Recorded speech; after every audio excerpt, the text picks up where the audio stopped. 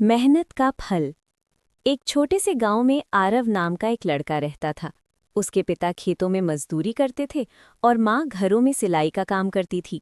घर की हालत अच्छी नहीं थी, लेकिन माँ पिता के दिल में एक ही सपना था, उनका बेटा पढ़ लिख कर आगे बढ़े। आरव बहुत शांत स्वभाव का था। वो रोज सुबह स्कूल जाता, शाम को पिता के साथ खेतों में काम करता और रात में लालटेन की रोशनी में पढ़ाई करता। कई बार थकान से उसकी आंखें बंद होने लगती, लेकिन माँ की एक बात उसे हमेशा जगाए रखती, बेटा, मेहनत कभी बेकार नहीं जाती।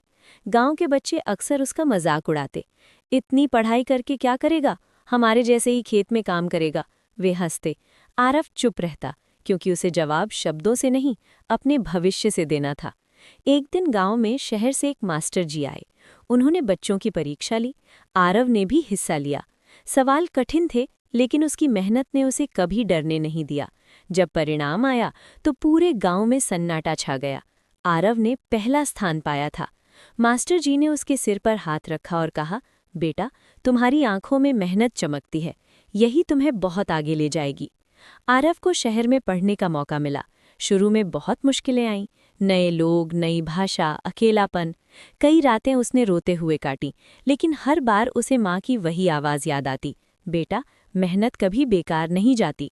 सालों बाद वही आरव एक बड़ा अफसर बनकर अपने गांव लौटा। वो सबसे पहले अपने माता पिता के चरणों में झुका।